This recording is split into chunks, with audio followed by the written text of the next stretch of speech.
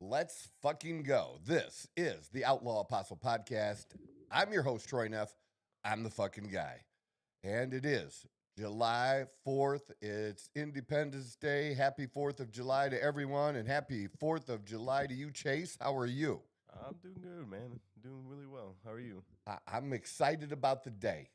Hell yeah. It's a good day. Dawn's daughter came into town last night and Nice. her boyfriend, and we're gonna have an awesome day today and hit the game, the Diamondback game tonight. Think they're playing the Kansas City Royals. Get a little fireworks in, and maybe do a little shopping before that. Oh, I'm heading to the Sportsman's store after this to pick up a few things to shoot tomorrow. If you're not doing anything tomorrow morning, you can come join us shooting. We're gonna fire off. We're heading out to the desert, and we're gonna fire off a lot of things. Man, I wish, man. I wish. Unfortunately, they got me working at the bank tomorrow morning. Oh. So. I didn't even think of that. Yeah, Saturday. Yeah, they're gonna be able to. Yeah, you might want to skip that. We're taking my long range sniper shit, and we're gonna get rid of some ammo. Get rid of a few $100s in a short period of time. I'll definitely have to think about it for sure.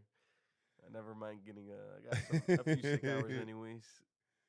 So this being Independence Day, I saw this clip the other day. I think it was on the first, and it was on the Ingram angle, and she did a really nice job with this. It's about 8 minutes long, and we're going to kind of go through it because it's on what I really want to talk about. We're not going to do too long a show today, but do want to talk about the 4th of July and how terrible it is. It's so terrible, man. How these people, especially on X, the social media platform X, how many people are just self-hating Americans and not proud to be an American, not celebrating the 4th. I think they're supposed to, although I haven't seen it in the last few days because I think it's going to amount to a bunch of bullshit. This is not really the time to do it, that they were going to have their No Kings 2.0 and have another round of demonstrations. It's all fake. It's all put together fake. And just like the fight yesterday, as they finished up the big, beautiful bill, and you had Hakeem Jeffries just running his mouth for over 8 hours and set some kind of record that nobody cares about. And he did absolutely nothing. It's all staged chaos that accomplishes absolutely zero.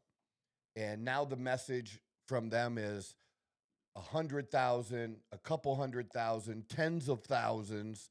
They have numbers all over the place of, people are going to die because of this big, beautiful bill. And it's just such a crock of shit. And nobody takes them seriously anymore. And the older you are, the less serious you take them, because we all remember Al Gore telling us we were supposed to be dead 15 years ago when he said we would die in the next 10 years if we didn't defeat global warming. And here we are 25 years later, when it was just a bunch of bullshit. I mean, I'm not saying there isn't fluctuations in the weather or long-term trends in the weather, but we do not control that shit. Mother Nature is its own beast. But yeah, it's all of these scare tactics all of the time, and these scare tactics just don't work. And I don't know, man. I don't understand the attitude of. It's just all victim stuff. If you get on the platform, and especially when I get on my page and look, and it's just victim, person after person, not being like nothing positive, just victimhood status. And you cannot win in life being a victim. You just can't. And I don't know, it's a line that I've repeated before on the podcast. I used to repeat it all the time on my radio show years ago. But one of my big things was always we have the richest poor of anywhere in the world. And people hated to hear that. But it's the God's fucking truth. We have the richest poor of anywhere in the world. We have such incredible opportunity here. And it's up to you people waiting for the government to save them. That's what I see.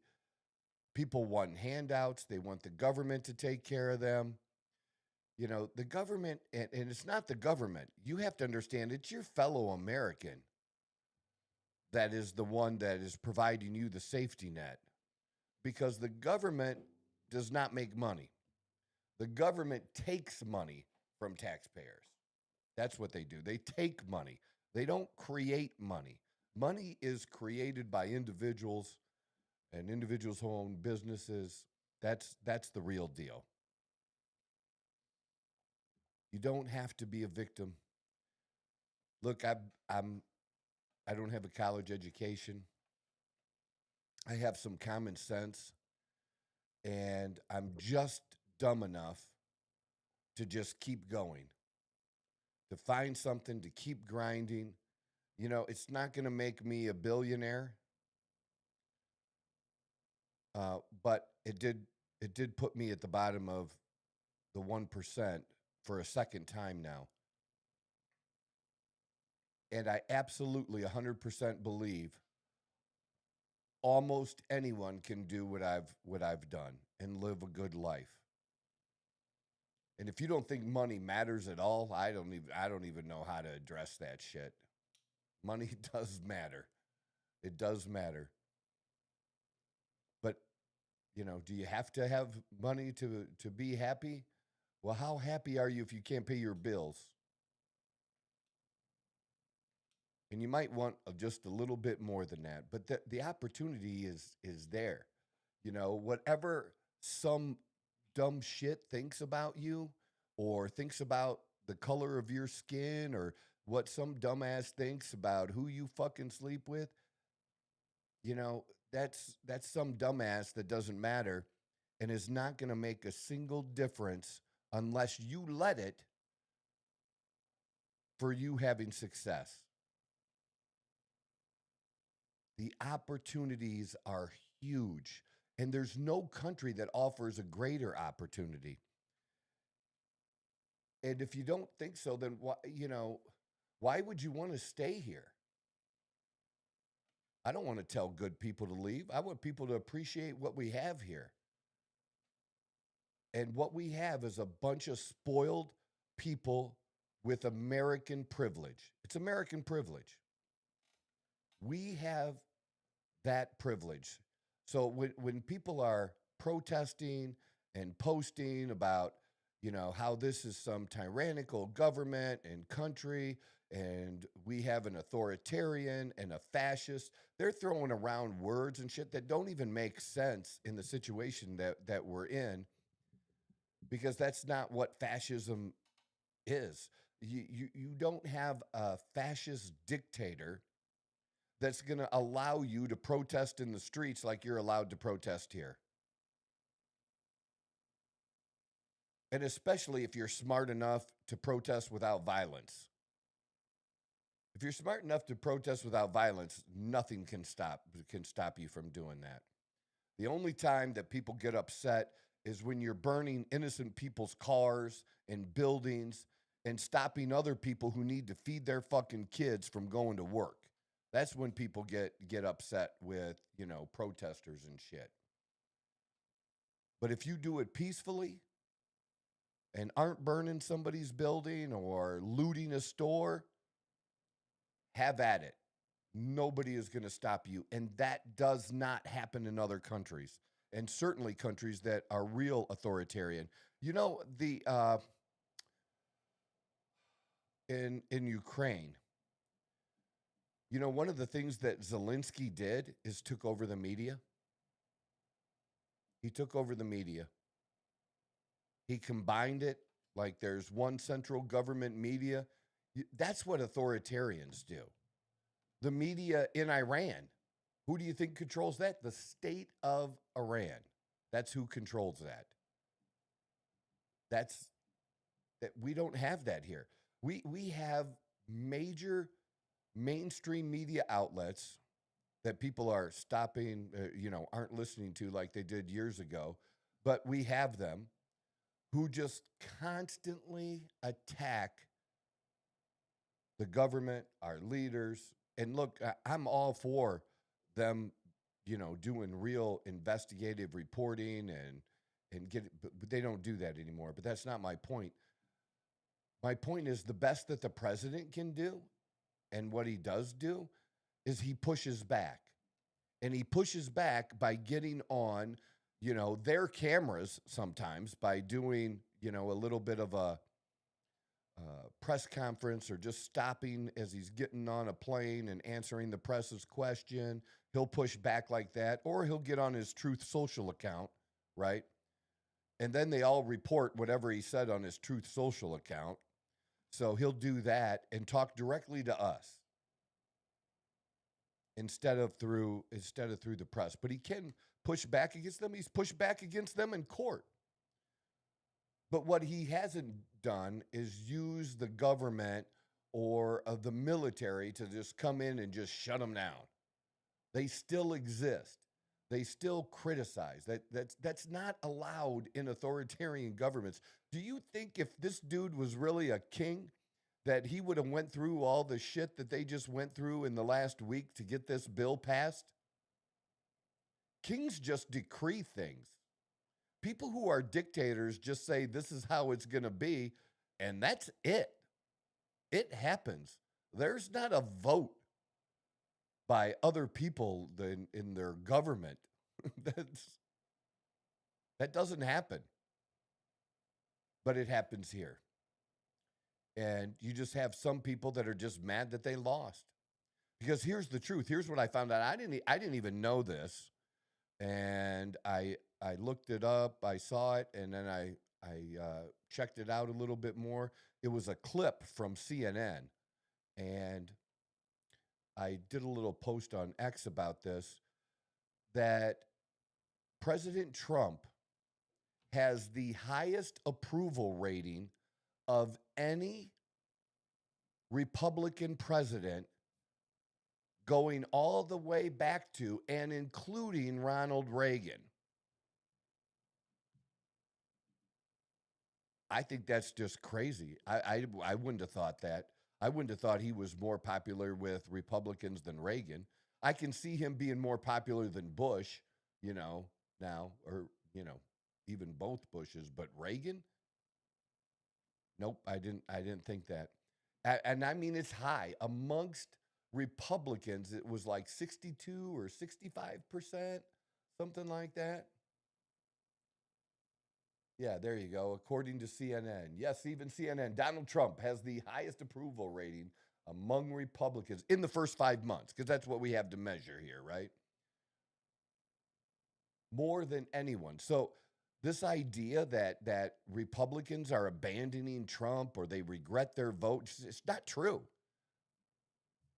That's just a narrative from the left that they keep repeating. They'd like it to be true, but the thing, it's not true. It's just not.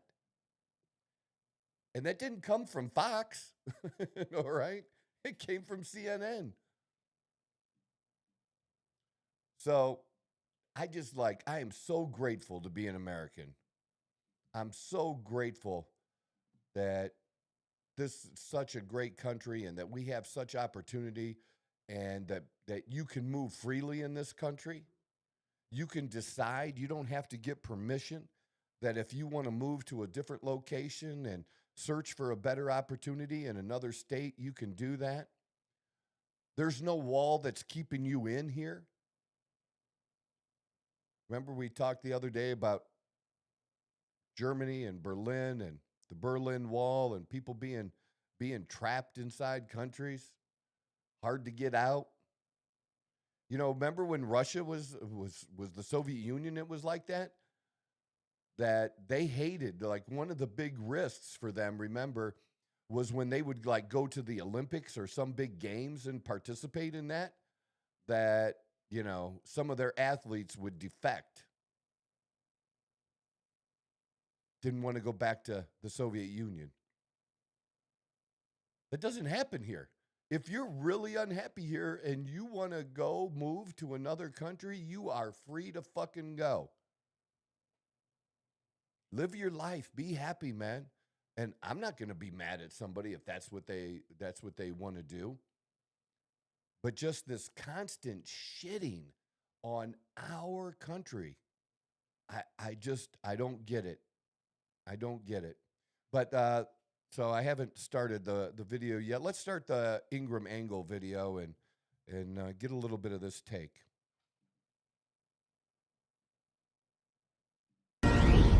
Good evening, everyone. I'm Laura Ingram. This is the Ingram Angle. Thank you, as always, for spending some time with us. Proud to be an American? That's the focus of tonight's angle. It's not a good streak. Today, Senate Democrats lost the battle to derail Trump's big, beautiful bill. On this vote, the yeas are 50, the nays are 50. The Senate being evenly divided, the Vice President votes in the affirmative. The bill as amended is passed. Democrats have lost case after case at the Supreme Court, and they're slowly losing their ideological monopoly at colleges and university. They've lost America on the trans issue. And of course, they're steadily losing ground among young men and Hispanics. And the trend of losing extends to another area, patriotism. They're losing that too. In the 1980s, when I was a kid and a student, the nation overall was extremely patriotic. The Reagan era was Top Gun all the way. But over the past 20 years, the percentage of Americans who say they're extremely or very proud to be an American has been declining. It's been falling from 83% to 58%. But when you look more closely, that slide is almost entirely due to the fact that Democrats' pride in the country is cratering. Check out these numbers. Republican patriotism only slipped by 1% over 2 decades, 93 to 92%. But among Democrats, pride in the country dropped a staggering 45%, from a robust 81% in 2005 to a pathetic 36% today. 36? What? A Harvard Political Review survey from earlier this year saw similarly sad results. Only 41% of young Americans said they were proud to be American, but among young Democrats, only 24% expressed pride. And from last year's long-running survey of high school seniors in the Atlantic, only 27% of high school seniors agreed that the U.S. system was the best in the world. That is a huge decline from 67% who thought that in the early 1980s. Now, this crisis in patriotism is real, shouldn't be ignored. And while both parties contributed to it through terrible economic policies and unnecessary wars, the Democrats really started digging in with Obama, when they deliberately fed our young people a steady diet of anti-American propaganda. Remember, they're only really happy with America when they get their way. They loved the pandemic, remember, with millions of Americans stuck at home, couldn't go to church, a lot of them couldn't go to work. But other than that, America's just a place that has a lot of sins to atone for. And let me tell you something, for the first time in my adult life, I am proud of my country because it feels like hope is finally making a comeback. There have been times where America's shown arrogance and been dismissive, even derisive. The systemic racism is a stain on our nation's soul. The origins of racism cannot be separated from the origins of capitalism. The origins of capitalism cannot be separated from the origins of racism. The life of racism cannot be separated from the life of capitalism, and vice versa. On college campuses, this message is common. Those words of Ibram Kendi, systemic racism, capitalism, it passes as enlightened history today. And of course, rather than attempting even a nuanced view of America, legacy media and most Democrats, they keep the lies going. They feed the beast of anti-Americanism for votes. They don't just lie about America, but they lie about those who are trying to help America. So we've gone now from having run-of-the-mill political disagreements to promoting anti-American and sometimes even violent reactions.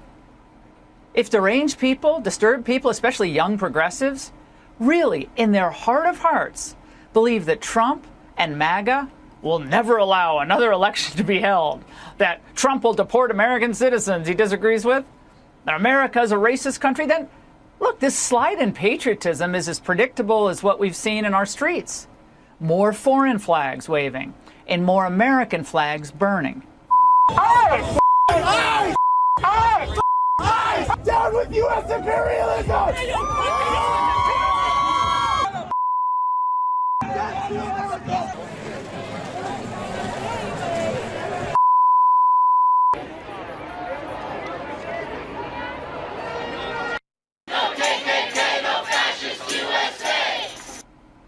Did they ever ask, by the way, that if Trump was a fascist, you heard those chants?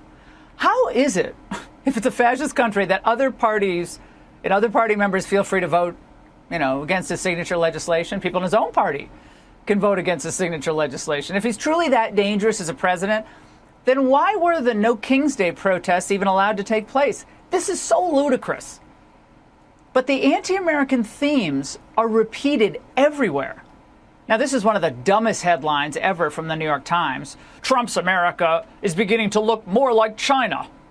The opinion piece claims that Trump's return to office has made clear that in important respects, democratic erosion, the fixation on strong borders, the curbing of free speech, other numerous examples, America is starting to look a bit more like China.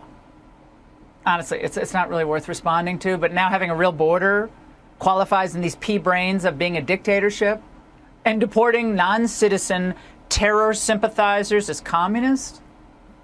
And I love it. Whenever liberals opine about democratic erosion, we should all let out a collective howl. Because where was their concern about attacks on democracy when they tried to kick Trump off the ticket? Or, of course, when they pushed out their own nominee? The truth is, Democrats are the ones who've had the problem with democracy all along. And they sure do have a problem with American exceptionalism. They don't believe it. At times, they even say the quiet part out loud. America great again. It was never that great. We have not reached greatness. We will reach greatness when every American is fully engaged. Like that would be a thing. That's a golden oldie. Now, from AOC to now Mamdani to far-left politicians in L.A. and Minneapolis and beyond, they believe in their heart of hearts that America can only be redeemed when she's totally dismantled and then remade, with millions of new people from other countries, with a total destruction of capitalism, and, of course, doing away with all our historical traditions. That's why they ripped down all the statues. Now, as Trump is out there swinging for the fences to grow the economy, to bring peace to war-torn regions, to keep Americans safe, the other party has nothing to offer but this same type of bitterness, resentment, and slander toward our country. So when will sensible Democrats see that anti-Americanism is hurting them politically? Don't they remember what happened when they lost America in the 1980s? All their fury, all their bitterness cannot stop the president and his team from rebuilding and building a new era of peace and prosperity. Look, Independence Day is almost here. We should all celebrate together, be proud of our country together, regardless of which party's in charge. And that's the angle. We begin tonight with the Washington swamp, where the one big, beautiful... I think it's really powerful. I don't recall in my 57 years really a time when I wasn't proud to be an American. And that doesn't mean, America hasn't been perfect in the 57 years I've been alive. I don't think for us to be a country, a great country, that we have to have perfection. It's not attainable. It's not a thing. And we fuck up. And we do our best to fix that. We really do. We do our best to fix wrongs. And sometimes it might take weeks or months, and sometimes it might take years. But eventually we get to it. And we do a better job of that than any other country on this planet. We do try to be a good people. America has a great heart. And I don't know, I'm proud to be an American. I'm proud to be here and live here and have the opportunities that I have. And there's no president that has made me and no president who has defeated me. No, there's no president that had such a big role in my life that I would give them either the credit for my success or blame them for my failure. As I said, there was a time when the country actually, did well under Clinton. We grew under Clinton just as we continued the growth under Clinton that began under Reagan. And it continued. And as much as some people say, well, Republicans hated Bill Clinton, you hate the other, you dislike the other side because you dislike the other side, but it wasn't that kind of hate really. And it wasn't anything like it was today because you had somebody who was a strong conservative voice, and Newt Gingrich, who was the leader of the Republican majority, who worked with Bill Clinton to get things done. They actually compromised the Republicans and the Democrats to get things done because the things that Bill Clinton got done, he did not get done with the Democrats. He got it done with Republican help. And I never thought, at the time that there would be a time in my life when I would miss those days. That's how the country was supposed to work. And now we just have these two hardcore sides. And I'm a part of that hardcore side because I'm just fed up with just the bullshit from the other side and not being willing to work together, and just the pure hatred, literally the pure hatred and the dumbest things that people fucking say. It's just off the chain. So yeah, we didn't hate Bill Clinton like that. That wasn't it. We don't have that today. But we're at where we're at, and we needed to get things done, and we have a guy that's getting it done. And obviously, we're happy with it, or his approval rating among Republicans wouldn't be as high as it is. The people don't like him, or the people that don't even like the country?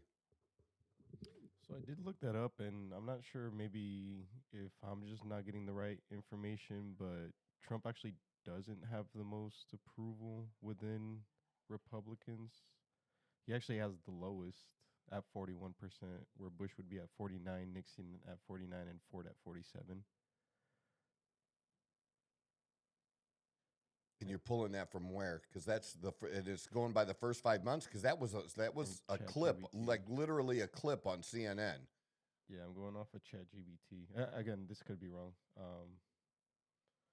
But yeah, but is that overall approval rating? No, because his first approval year was over 88%. It seems like, and he actually did really well. But as of right now, he has probably the lowest average. Well, I'm going by. I pulled it up from it was a clip on CNN, and yeah, no, I get that. I didn't think to fact check CNN, but I believe it because when I'm out talking to, like, I don't really come across Trump or MAGA supporters that I haven't had someone say to me, I voted for Trump and I wish I hadn't. Not even one. I know that's not science or is just anecdotal, but I talk to a shit ton of people. I haven't had a single person say that to me. I've definitely seen quite a few people say that in the past, especially when the whole like. But is that online? Because I don't believe those people. That's just made up shit. Those are people that didn't like Trump in the first place. They might call themselves Republicans because you have the never Trumpers that are Republican. It's a small group of between 5 and 10% of people that claim to be Republican that have hated Trump since day one and didn't vote for him. Or, if somebody says, oh, I think it's somebody just trying to get, a pat on the back from Democrats or something like that. I haven't seen that, but I'll recheck it by number. Because that was, like I said, I would look it up that way. Here, we'll do it this way. Did CNN report that says Trump quarter one average approval was 45%, is up slightly from 41% during the period of his first term. highest? This was specific to not a quarter. This was specific to first 5 months. That So CNN they're just making reported. up new stats. They're just using a stat of that's how long he's been president in this second term. He's been president for 5 months, and that's what they evaluated it by.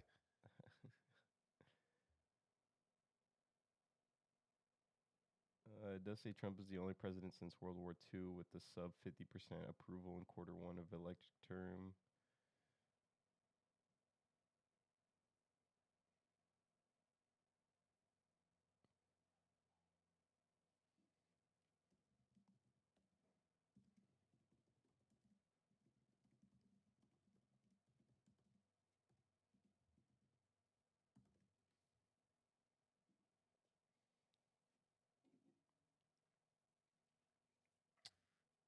Yep. Yes, CNN reported. This is from Grok. CNN reported that President Donald Trump has the highest approval rating among Republicans for the first 5 months of a presidency with an approval rating of 63%. According to CNN pollster Harry Entine, this figure surpasses the approval ratings of other GOP presidents at the same point in their terms, including Ronald Reagan. Was this their poll?